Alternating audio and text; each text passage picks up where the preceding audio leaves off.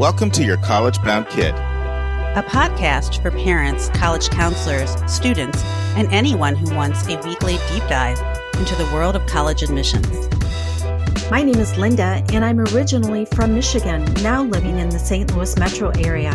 I'm a college coach with School Match for You and have a daughter at University of Chicago. I'm Lisa, and I'm a clinical psychologist and college counselor. I have a daughter in college, a daughter in high school, and a son in middle school. After 30 years in Chicago, we recently moved to North Carolina. My name is Mark. I'm a college coach in Atlanta and the parent of two daughters. Karis, a graduate of Davidson College, and she is the founder of the Spanish tutoring company, SpanishHelpToday.com. And Joy has a bachelor's degree from the University of Georgia and a master's degree from North Carolina State University. She works in private practice in Raleigh as a mental health therapist. And I'm blessed to work alongside both of my daughters at School Match for You, a college counseling firm. I founded in 2010.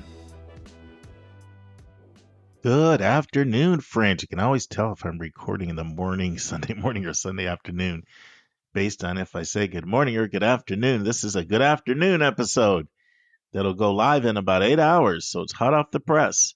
I got a few announcements for you today, and then we'll dive in with some content. So the first thing that I want to mention is we've been getting quite a few requests for college spotlights. We had one for Clark in Massachusetts. We had another one this week for NJIT, New Jersey Institute of Technology. We had one maybe 3 or 4 weeks ago about Colorado School of Mines. And we do love requests, but I do want to share this. We're not going to do a college spotlight unless we've recently had a visit to that school. So for now, no one on our staff has recently been to NJIT, so we'll have to pass on that one for a while. We may be able to get one in on Clark. I'm having some conversations with one of our team members, possibly about doing that for you guys. And I did visit Colorado School of Mines last July when I was in Colorado. So I did a Colorado fly-in program, which is fantastic. DU and CU Boulder and Colorado College. And then I stayed afterward to do some more visits. And I visited Colorado School of Mines. So I plan on doing that, especially after the listener requested that. But you got to give me a few months. Like, it'll be in 2023. That's all I can tell you. So send them in, but just know that if we haven't had one of our team members recently visit, then we're not going to do a spotlight for you. Okay, I got a wonderful message. This was might have even been 4 or 5 weeks ago. I wanted to acknowledge it. Somebody was really appreciative of the session I did on affirmative action. They just liked my transparency, and they said a number of kind words. I just want to mention that they got cut off at the end, so I haven't really commented on it because they were anonymous to begin with, and then their message got cut off, so I kind of didn't even know who to follow up with. But I do want to thank the person who sent that in. It was a very uplifting message. I want to just reaffirm that if we do take one of your SpeakPipe questions on the air, you're getting a book. And it's likely to be Elliot Felix's book. Of course, we have Dr. Thomas Newman's book right behind that. So I'm sitting here with a bunch of books. I shouldn't say I'm sitting here. My wife Anitra is the one who sends them out to you through our stamps.com account. But we need to know who to send them to. And I'm going to ask you, if we answer your question, that you would send in your address at questions@yourcollegeboundkid.com. I do have a way in most cases of tracking you down, but not all cases. So what happens with SpeakPipe is some people leave their email. And so I do have a way of following up if I don't hear from you, but some people don't leave their email, and I'm asking you to just proactively reach out. One less thing for us to do on our end. If you'll proactively reach out and say, hey, you took my question on the air. Here's my address to send the book, because I only have email address when I have it at all. Don't have physical address, so definitely need some information for you. Last announcement, we have a group called College Counselors Confab, and it's about 20, 25 of us all types of college counselors. We have school-based college counselors that are in private schools. We have school-based college counselors in public schools. We have CBO counselors, community-based organization counselors, and we have IECs, independent educational counselors, both domestic and a few international. So we are not going to meet again until January. I apologize for that. I was hoping to be able to meet earlier. The surgery just kind of set me back with my plans. And so I'm just announcing right now the next meeting will be in January, and working on a few structural changes there and just improving that group just so we can be a learning resource for all of us as we iron sharpens iron, as it says in the Bible. We try to sharpen each other's skills. Okay, friends, so what can you expect in today's episode? Well, today I'm going to be talking about early decision. When do you apply early decision? I'm going to go over 10 questions to ask when asking yourself, does it make sense to apply early decision? And then Lynda will have part 2 of 3 of her great interview with Ben Neely of Revolution Prep. I'm calling it Frequently Asked Questions about the Digital SAT, what you need to know about the Digital SAT. Definitely want to go back and listen to part 1 if you missed last week. But I'm personally loving this interview. And I've already told Lynda, you're doing more interviews after that stupendous performance. Okay, friends, let's talk about early decision. First of all, I want to say this. Whether to apply early decision or not is oftentimes one of the most complex counseling sessions that I do. In fact, I did one earlier today for a student considering Duke. And this particular student is the second time I've worked with a member of this family. And I always meet with the mom or the student. Always. You know, dad's extremely busy, in a very busy career and profession. And this time, dad was at the meeting. I kid you not. I've been working with this family for 3 to 4 years. First time I've really got to meet dad. And why? Because, you know, the complexity that's involved in this decision. So there's a lot of things to think about. And so, you know, and this may be a little over embellishment, but it makes a point. I like to say to people, early decision is like marriage, whereas every other form of applying is like dating. You know, every other form of applying. Now, I've learned from counseling that people get early decision and early action confused all the time. So I'm just going to do a real quick explanation of early decision, particularly as it compares to early action. I always tell people they have 2 things in common and they have one big thing that's different. They both have an early deadline, early action, early decision. They both have an early notification date, meaning you're going to find out where you admitted, where you deferred, or where you denied. Usually the date is a little earlier for early decision than early action, but not always.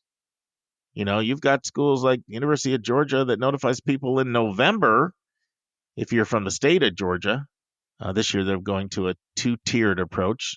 Schools are always making changes, so this is the first year University of Georgia's notifying Georgia residents in round 1, and then non-Georgia residents in round 2. So not always do you find out earlier in ED versus EA, but both of them have early notification dates compared to regular admission, where you may be finding out as late as April 1st. In one year, some schools notified April 6th. So far you've got early deadline, early notification date, but here's where they part. The early decision, it is binding. Binding, yeah, that's a strong word. It is binding. And I mean binding, the parent signs, my kid will pull all their other applications and commit to you. The college counselor signs, we're going to pull all the applications and matriculate. And then, of course, the student signs. With early action, you know, you have until National Candidate Reply Day, Decision Day, May 1st. And that's true for all other forms of applying as well, whether it be rolling admissions, regular admissions, or some of the other creative forms that are out there. Early Action 2 and all the things you see. All right. So what are these 10 questions that I ask myself when I'm trying to help a family decide, are you a good early decision candidate? First thing I'd like to say is most schools don't offer early decision. Around 12% of the 4-year accredited schools in the country offer it. So that means 88% do not offer it. But it is quite common amongst selective private schools and semi-selective, very selective, highly selective, and semi-selective. Of course, not every single school. There's exceptions in that group that don't offer it, but I just said it's quite common there. And then there's 2 rounds. There's an early decision round 1, and then about 275 schools are in that group, and there's about 115, and these numbers change all the time, 115, 120 that offer ED2, a second round. Same concept, just occurs after New Year's. The second round, your same idea about committing. All right, so what are these 10 criteria to know whether or not early decision makes sense for you?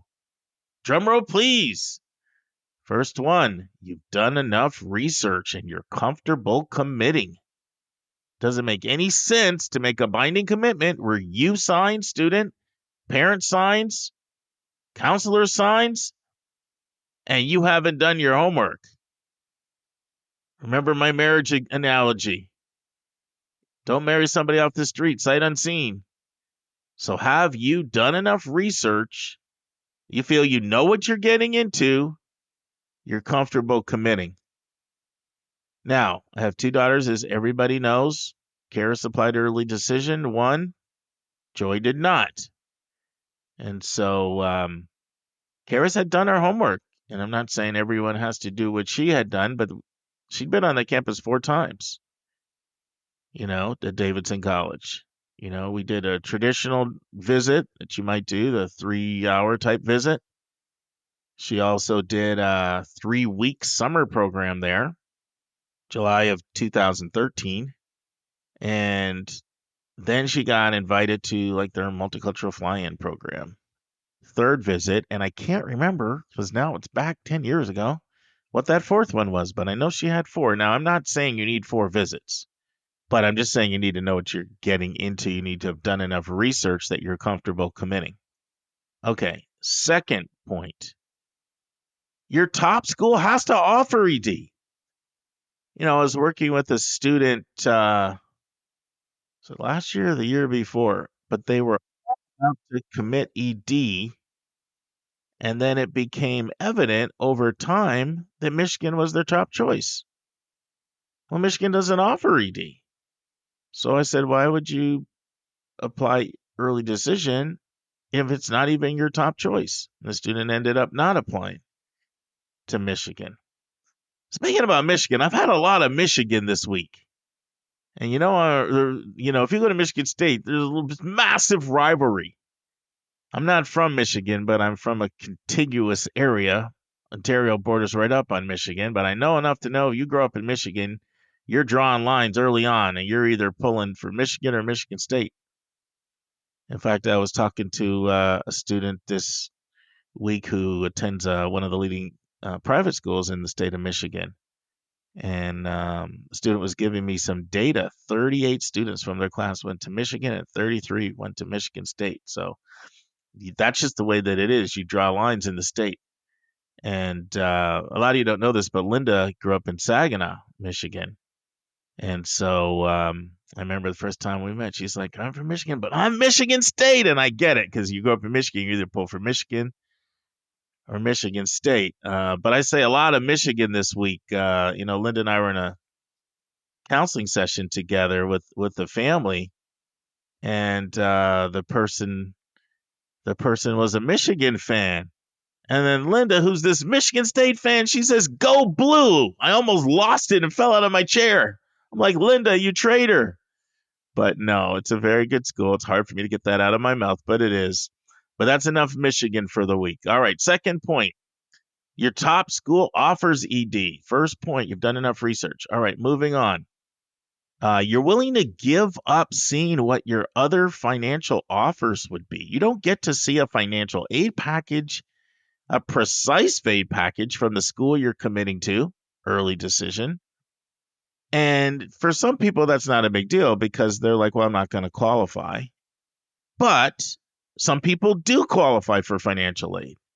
So you got to be willing to not precisely see exactly what the school you're EDing to is going to offer you. And just as importantly, you have to be willing to give up seeing what a competitor may throw at you when it comes to money and throw at your student. I mean, and this can be a lot of money. I mean, your student could be up for $20,000, $30,000. It's all after tax money. They could be up for full tuition somewhere. So do you love a school enough, and are you in a comfortable enough financial situation that you're willing to commit without knowing the exact price tag, and you're willing to give up seeing what other schools' financial aid offers are so that you can take finances at least to some extent into consideration when you're evaluating a school? If you can't say yes to that, you're not a good early decision candidate. Fourth, you've run a net price calculator. So for those who are applying early decision and cannot afford sticker price and need the school to give them money, it is malpractice to not complete the net price calculator. It's just malpractice. And people say, well, if you don't get enough money, you can get out of it. Well, first of all, it is not intended for people that didn't do their homework on what the cost would be. And for anybody who's looking to get financial aid, you need to be doing net price calculators, which were required by law since October of 2011 to be on every website. Some are better than others, but most of the schools that offer early decision have good calculators. That's the fourth point. Fifth, if you own a business or a farm and you want to apply ED, then you need to set up a separate meeting with the financial aid office to go over your particular finances if you're expecting money. Now, if you're just expecting to pay full, then this is not a factor. But if you're applying ED and you need money, then you need to do this because, not everybody's going to tell you this, but I'm going to tell it to you. Net price calculators, while they're usually quite good, and normally they'll get you within $2,000 of what you'll be asked to pay, they're notoriously not good for people that own businesses or farms. And I know what some of you are thinking. Why? Why would they not be good for people that own businesses or farms? Well, the reason is all of the calculators are linked to tax returns. And when it comes to owning a business or a farm, there are certain tax breaks that you get that do not apply to the way schools calculate financial aid. There's a category called untaxed income that gets factored in when schools calculate financial aid. Let me give you an example. I always tell everybody, it's always easier to have an example. All right, so let's say you own your business and you have a portion of your house that you work from home. And so you write off a portion of your house as a business expense. Well, a college may or may not think that's legit, and they could put that money back into their calculations. Another example could be, a car and the mileage you're writing off or claiming a car. Now, most schools won't just automatically do that.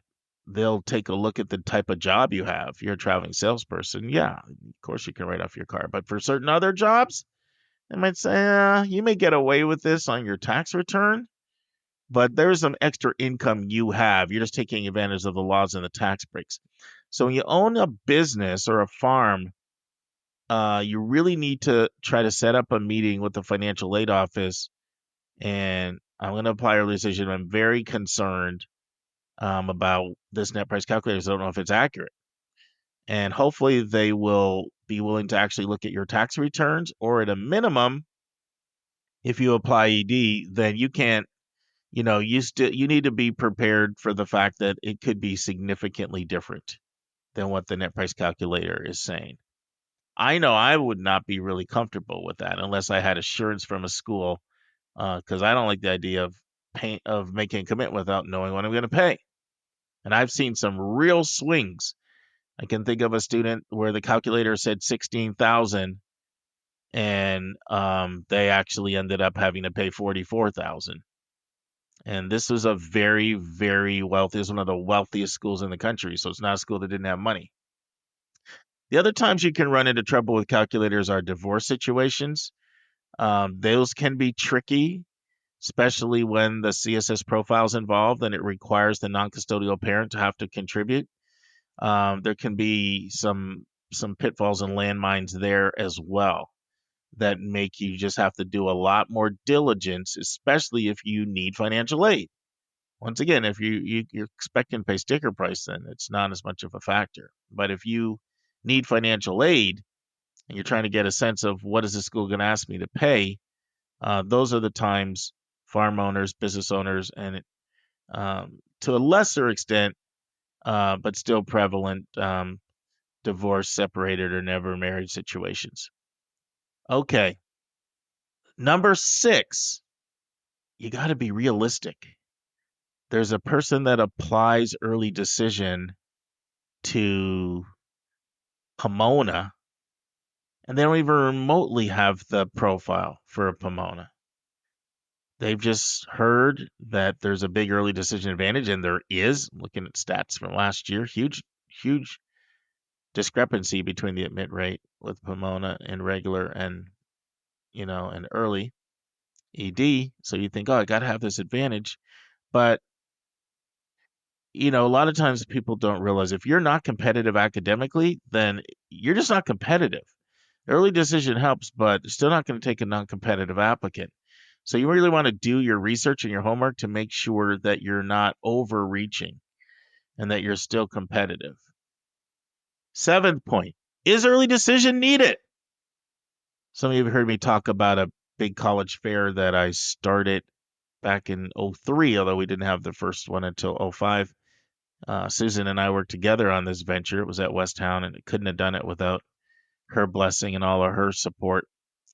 But I remember I was having a conversation with a student at the fair, and this is toward the end. It was kind of winding down, and then a college admission officer came, and the student was just chatting, and I was just there as a counselor.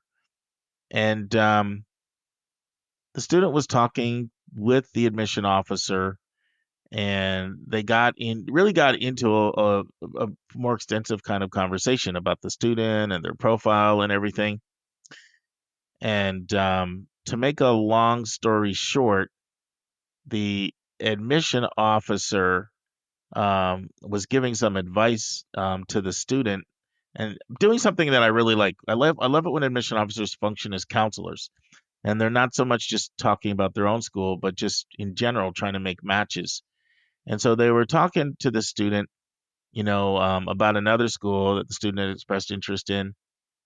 And it turned out that this admission counselor used to work at that school. And the admission, you're like, we're stuck. Where is this going? So hopefully I can land the plane now and you'll see where it's going. So the admission counselor says to the student, you may not need to apply ED there.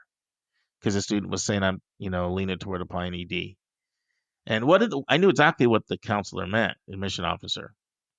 They meant, I think your profile is strong enough that you're going to likely be admitted without an early decision. Now, there was, contingent language you may not need. I mean, they hadn't seen the whole profile, everything. It was just based on conversations. And this admission officer had previously worked at that school. So the point is, if I have a student that is so overwhelmingly overqualified for a school, why apply ED? I know there's a school of thought, just get it over with, but I'm like, why do it? Now that doesn't happen that often. It sometimes happens. So most of the time, people tend to be pretty aspirational in terms of where they go with their EDs, but it does happen occasionally. I had a conversation last year with a student. They were looking at EDing to Syracuse, and I didn't feel that they needed to apply to ED to Syracuse based on my experience with Syracuse and that student. So it's kind of the opposite of what I said for point 6, where I said it's not realistic. You're shooting for something that's just completely a lottery play. It's so far outside of your profile that ED won't rescue you. Well, this is the opposite. This is a school that's a high likely, even in regular, and you don't need to why tie yourself up and commit without either taking a little bit more time. You're committing in late October, and you can have all the way till May 1st just to make sure it's right. Or if you could be swayed by 8 offers from other schools, why give those things up if you don't really need to do it? All right, point 8, you have to have parental support. And really alluded to this already. They have to sign off. You have to have their blessing. And because they're primarily the ones paying most of it in most instances, it's even more important. Are they okay with the fact that you don't know the exact price? Are they okay with the fact that you can't see what other schools have to offer? So that's a really important point. And along with that, and I'm going to still include this in point 8, the counselor has to sign as well.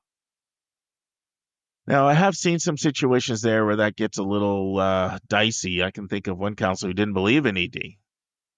And so it was just really difficult for the student. But for the most part, you don't really run into that. So are the parent and counselor supporting it? They need to sign off. That's very, very important. I was having a conversation probably about 10 days ago with a student, New Jersey student. And the student was going on and on about, I want to talk to you about whether or not I should apply ED. And I knew a little bit about the situation, and I knew that money was not unlimited here. I mean, family was probably not going to qualify for financial aid, but the idea of paying some of these schools full prices was quite daunting, and really would put this family in a pretty delicate bind. So the student went on and on and on, and then it finally stopped. I said, well, first of all, this is a parent conversation. You have to have your parents' blessings. They're the one footing the bill. All right, 9th point. Can the student possibly handle getting bad news just before Christmas? For some people, that just devastates them. Most ED1s, you're going to find out just before Christmas. Can you handle that? Are you prepared to handle denial or deferral? And then the last point, will you tank if you're admitted? You have to know yourself enough to know that you'll stay strong through the end of the school year. School after school after school will tell you the students that tank the most are ones that got in ED1, so they knew way in December, and then senior slump, whatever term you want, 6 months kicked in. So you need to know yourself and know that you'll be able to not tank if you're admitted. And you don't need that, you know. All right, so I know what some of you are thinking, well, with all of these potential dangers, why would anybody even do it? Well, one, it can significantly increase your chance of getting in. And if you really have a strong desire to attend a particular school and your chances are best there and money's not a factor and you've researched the school, why would you not? Second point, and this is something that I never fully appreciated until Karis got in Davidson ED1. I knew about this, and I used to even do it in presentations at workshops, but I got to experience it firsthand. You get to enjoy your senior year.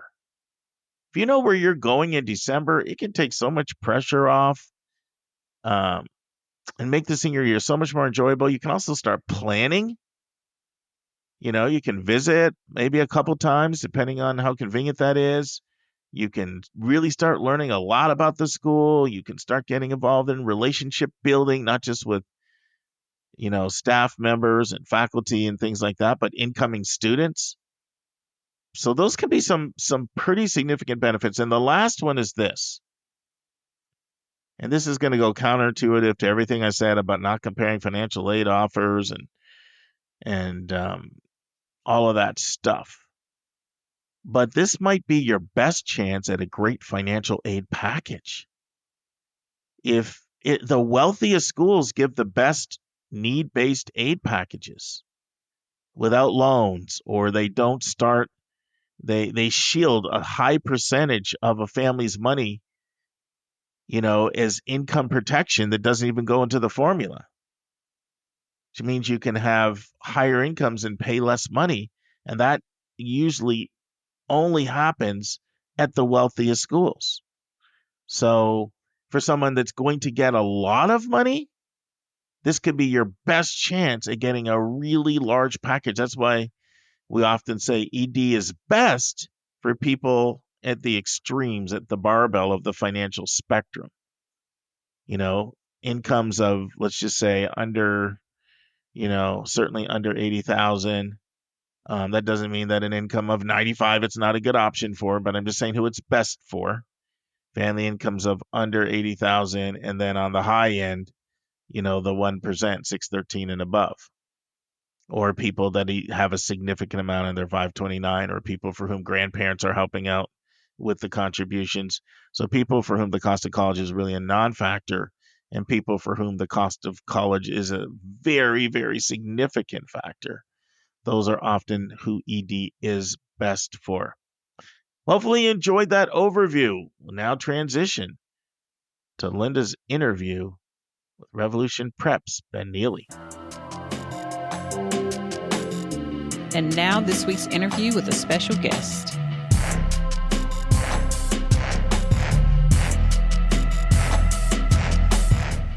Friends, if you never caught last week's first part of Lynda's interview with Ben Neely from Revolution Prep on the new digital SAT, What You Need to Know, strongly encourage you to go back and listen to that, as I thought it was just outstanding. And part 2 is just as good. In part 2, Ben shares the best ways for a student to study for the new digital SAT. Ben shares the biggest content change that occurs on the new test. Ben answers the question, should students prep with the current paper and pencil test now, or should they not? And Ben explains how accommodations are going to work for the new digital test. Ben explains whether the test is offered at testing centers or only at educational institutions. Ben gives advice about whether juniors should take the paper SAT by December or just start prepping for the digital SAT now. And Ben answers the question, are schools going to SuperScore the SAT score between the paper and pencil test for one section and the digital test for another section? Listen and enjoy. So if a student gets the harder second half of the test, is it conceivable that they still might score a 1200? Or if they make it through to that second, like, okay, you're home free, you're at least going to get a 1300. So it's unlikely that this could happen, but let me paint a picture for you of a student who just barely makes the cutoff to go to the harder second module. Let's say, and these are made up numbers, but let's say that cutoff in the math section out of 22 questions is roughly answering 13 or 14 correct to go to the harder one. So let's say that student answers 14. They just barely made it. And then for whatever unknown, unfortunate reason, they completely melt down and they get nothing right on the second harder module. There is going to be a floor there. That floor is probably somewhere in the mid 400s, a 420, 430, 440 on that section. So in that most unlikely disastrous scenario, yes, that student is going to have kind of a floor. I think realistically speaking, you would expect the students that are getting sent to the second module to have a realistic floor of somewhere around the high 500s or low 600s based on, if you're good enough to get to that cutoff in the first module, you're probably going to score at least in that range or above, obviously all the way up to an 800, which is the maximum score for that section. So what's the best way for students to study right now? For the digital PSAT or SAT, there's a couple things I'd recommend. One is College Board on their website. And if you're the parent of a current, I would say even, rising sophomores, but certainly rising juniors, they're likely already going to have a College Board account. You could ask them, see if they remember, or they'll share that with you. They probably do. If they don't, it's free and pretty easy to sign up. Just takes a few minutes while they harvest all your data, as usual, as everything does these exactly. days. On the College Board's website, they have 4 full-length practice digital SATs, and they actually just released about 2 weeks ago, or 3 weeks ago, a full-length digital PSAT as well. And so these are from the official test maker. And so I would consider them to be sort of the gold standard for practice testing that's available right now. And that's a pretty healthy amount of practice material to have 4 full-length SATs, a full-length PSAT. The 2 tests, by the way, I didn't mention this earlier, really similar, same number of questions, same length, same content covered. You could think of the PSAT as if there was a difficulty knob from 0 to 10. If the SAT was a 10, the PSAT is an 8 or an 8.5. They've just tuned down the difficulty slightly on the PSAT, but otherwise really similar tests. So I would recommend students taking a baseline practice test. And then the number one, I mean, I guess it's not a secret, but when folks talk to me and they know that I've been in and around test preparation for 20 years, they'll say, what's the secret? How do you help someone raise their score?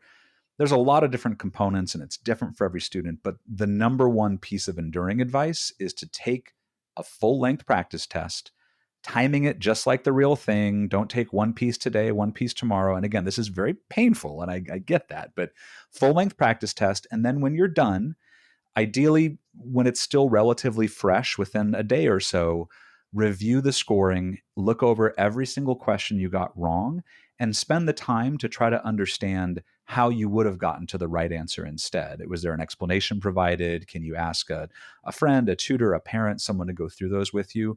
That process I just described, if a student only does that, that's 80% of the battle towards improvement on these tests. But what I just described is not something that most students enjoy doing, whether it's taking the No. practice test or No, they reviewing don't. questions you got wrong. That is not a pleasant process.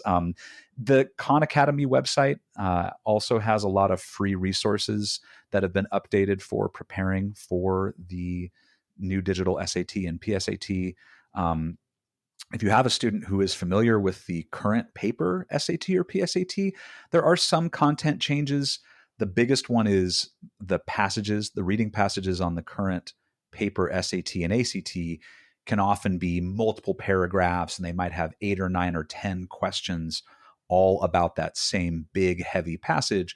On the new digital SAT and PSAT, every single one of those verbal questions has its own short bite-sized passage now. So that's probably the biggest sort of content change. There's a bunch of other little subtle ones, but that's really the only, I would say, very notable change. So if students have, one of the big books, because there are all kinds of practice paper tests out there, is it worthwhile for them to still take a practice paper test? I would say yes and no. I think that it is, as long as a student is aware that when they take the real thing, the format will be different, and that they are using this paper test as a level setting for the kinds of content they should know. I would say, especially on the math section, that's more acceptable. But given the preponderance of those sort of free resources on the College Board's website, I would likely send a student there first rather than doing the paperwork. If they have a review book, a lot of those companies that publish those, we aren't a publisher ourselves. We have our own materials that we keep just for families who work with us. But for the publishers, I know that right now there's a release cycle happening where a lot of them are updating their books and putting those out. Push comes to shove, I would say a math review book for the SAT is acceptable. I wouldn't, though, work through the reading and writing content in an existing book because there's been enough of a change there. Got it. So talking about the new technology, and am I correct? The name of the software is Blue Book? That's right. That's what College Board is calling their testing application.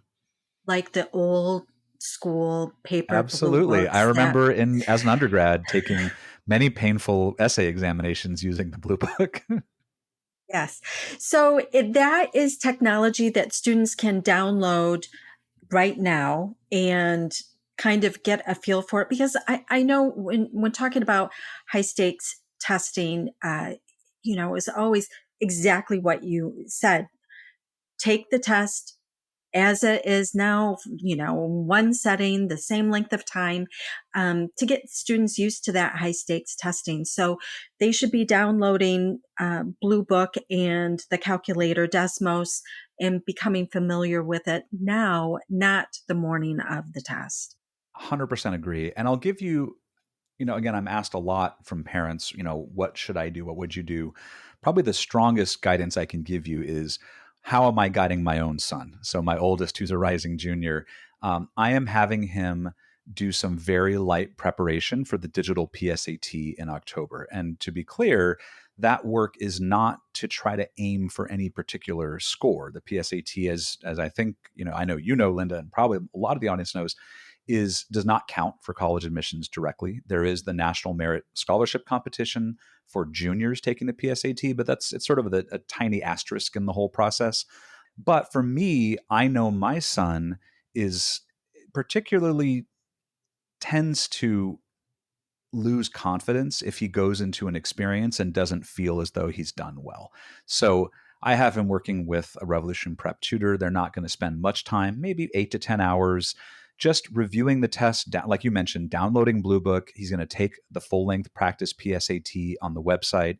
He's going to work through some problems, less with the aim of, golly, let's try to get a 1400 on the PSAT, and more so, let's make sure that when you go into Santa Monica High School in October, you're not caught off guard. You know what to expect. You know what the interface is going to look like, how to strike through answer choices that you want to eliminate, how to use the Desmos graphing calculator. I should mention that is built into their Blue Book testing application. And to your point, that is free to download right now. And then, as I mentioned, we have some schools and students, and I'm happy to offer this to anybody listening as well, who are doing practice testing with Revolution Prep. Again, we built a replica, but I do recommend that folks check out Blue Book via College Board. These are official, sort of questions from the test publisher. What about accessibility? So if there are students who had accommodations for the paper test, how does that work for the new digital? This is one of the cases where the shift in technology, I think, is actually a positive one for the vast majority of students, including those who have qualified for approved accommodations. I talked to a couple of members of the College Board organization at their forum. It's their annual conference that they hold last year. And they noted that the majority of approved accommodations for the students who do have them center around extended time for various causes and reasons, and screen readers, or tools that are helping the student. What would have been a dictation or someone reading a paper test to them. And if you think about a digital testing platform, having each student with their own timer means that accommodations are now automatically handled in the Blue Book app. So it knows if the student has time and a half or double time extended, it'll automatically adjust their timers. And then for something like screen readers, every modern laptop or device has support for that built in on Windows or Mac operating systems. And College Board has made sure that their application works with those. So I think for the vast majority of students, the test is actually going to be a smoother experience for accommodations. And in terms of how College Board is looking at student accommodations, they have assured the public that they are not changing that process at all. So whatever rules and guidelines were being followed on the paper test will be followed for applying for and receiving accommodations on the digital tests. Okay. My understanding is that the test, instead of, it's going to be on certain Saturdays of, every month, schools now have windows of opportunity. Am I interpreting that correctly? Yes. Or am I thinking the PSAT? No. Well, yes and no. You were. I'll go into it. Yes. So what I would say, the answer isn't yes or no. It's sort of yes, sort of no. So for PSAT, that is certainly the case, and the vast majority of high schools are going to offer the digital PSAT through the school. There's a very, very small number who don't, but almost everybody does. And for that test, this October and future Octobers, schools do have a month-long window within which they can choose which day they want to administer it. So I would say the vast majority of those schools are still going to pick a weekday, a school day, and then have juniors and sophomores and whoever they have taking it step out of their regular class and instead do this digital test. College Board does offer a single Saturday option for schools in October. So if they really don't want to do it on a weekday, they'd have less choice. I think it's only this one Saturday that they offer, but most schools are going to do a weekday. Now for the SAT, again, starting in March of 24 is when the digital format happens. It will depend on whether your kid's school does school day testing as an option or not. So this is when the school itself administers it to all the students during the regular school day. My oldest, his high school happens to be one of those schools that does it. And it's actually pretty similar to how the PSAT works, where they're going to have a window in the spring and a window in the fall, where it's about a month each. Some schools will offer school day testing just in the spring, some just in the fall, some both. But within there is a lot of flexibility with how the school will offer it. That being said, there are a lot of schools that don't do school day testing. So you shouldn't be surprised or alarmed if your son or daughter's school doesn't have school day testing. And in that scenario, it'll be just like it has been, where you're going to go to the College Board website, register to find a testing site, which is often some other high school or in some cases a community college campus nearby. And it's on a Saturday morning, and they offer the exact same dates for the digital test as they have for the paper test. So 7 times a year throughout the year. Yeah, and I know I'm in the Midwest, and ACT tends to be more popular here in the middle of the country, and trying to find a location for my own daughter was kind of it was a challenge to find something like that. So still they're looking at schools or community colleges, not necessarily testing centers. It's not like I could go into an independent testing center with my login and take the test independently. That's correct for now. And this is where I'm going to put on my speculation hat. So absolutely correct. Right now, it is still going to be via local educational facilities like schools.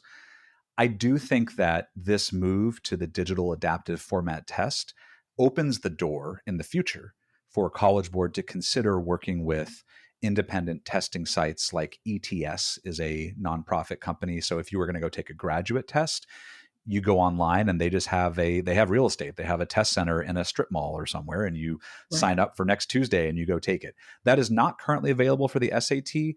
If Vegas would take my bet, and they won't, I would bet money that within 5 years or 3 years or some number of years, they will start to offer these tests outside of that.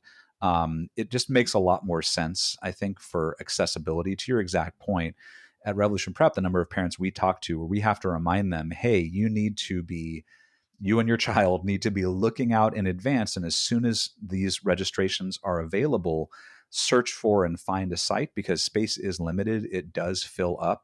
Here in California, even as 2 years post-pandemic, we would hear lots of stories of parents who were booking a motel room and driving 4 hours, or going to Arizona, or just going to far away in order to get a testing seat.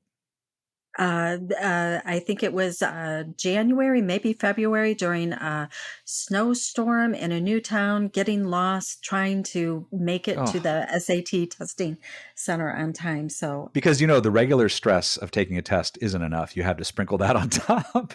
Right, it's ridiculous. We're getting questions from students. Should they just hurry up and take advantage of the paper test before March? And a lot of students are concerned about what happens with SuperScores.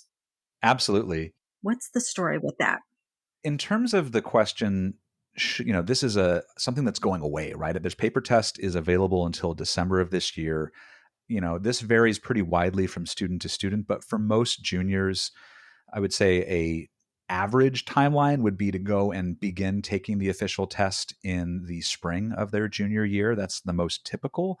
And so we do have a lot of families and students, both for me through work as well as through my personal friends, who have asked me, hey, should I just speed up that timeline and go, prep over the summer and take the paper SAT, have my son take it this fall in October or November or December, which are those test dates available, August, I guess, as well.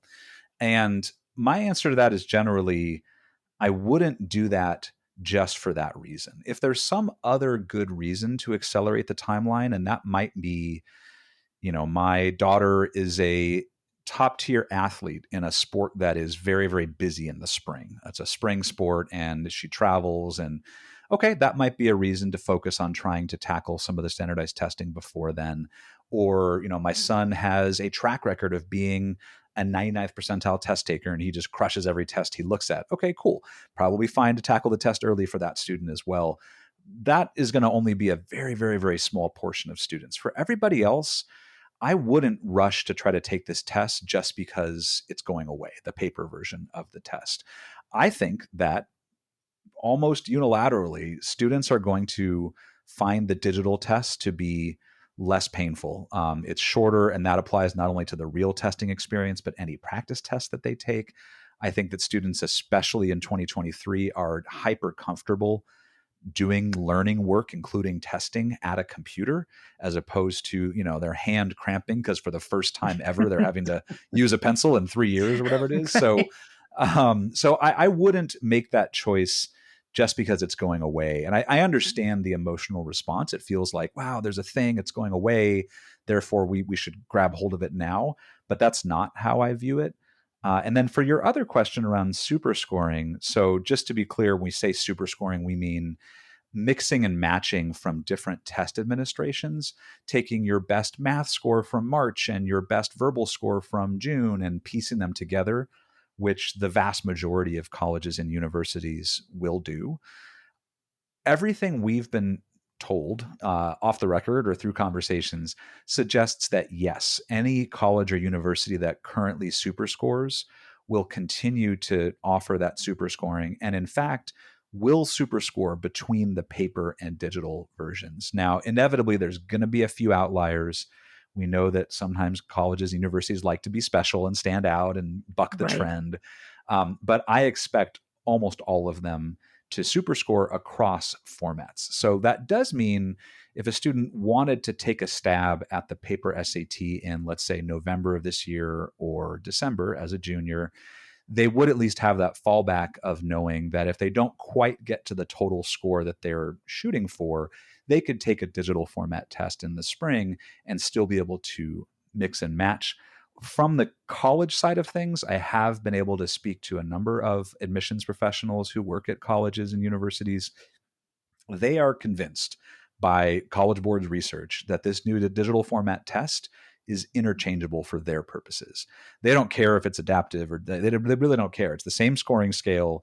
They've been shown the detailed statistics illustrating that the test is interchangeable for statistical reasons. So I think especially in this environment where you have admissions folks dealing with the fallout of the Supreme Court decision recently and all kinds of other upheaval in college admissions, the last thing they want to worry about is digital versus paper. So they're just going to take this as great. It's a new test, but we don't care. It's treated the same. So Got it.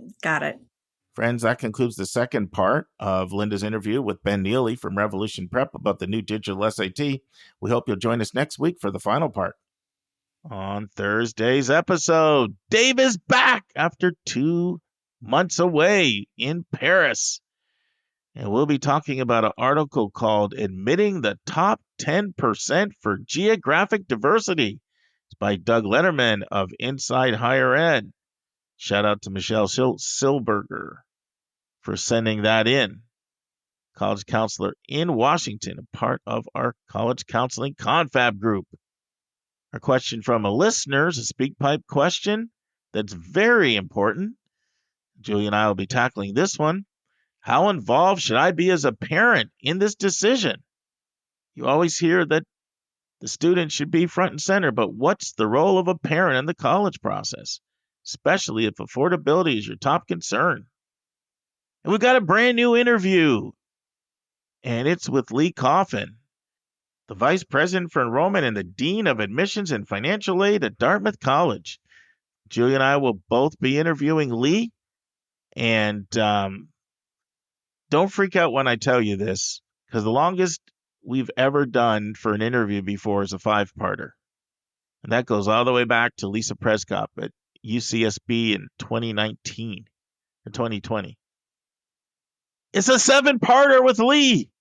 7-part interview. That's right. As longest interview we've ever had. It's well over 2 hours, and we usually like to break the interview segments into 18 to 20 minutes. Of course, it's not all on one topic. The first 4 weeks, we'll be talking about miscellaneous topics related to college admissions. And then Lee does a pretty detailed, in-depth college spotlight on Dartmouth College, which will be the last 3 weeks. So the next 7 Thursdays, I think you're going to really, really learn a lot from Lee Coffin, one of the real pros in the business. And the college spotlight, part 2 of Lynda and Lisa talking about the University of San Francisco. And friends, I close you out with words of wisdom from Heath Einstein, the Dean of Admission at Texas Christian University, aka TCU.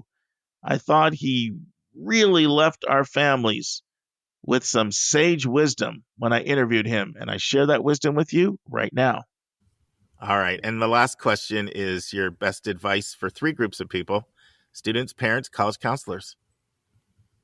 My best advice to students is, as you consider where you will go to college, imagine yourself as a rubber band. And you want to go somewhere that is going to stretch you, perhaps to places that you didn't expect to be stretched, but not to the point where you break. Ooh.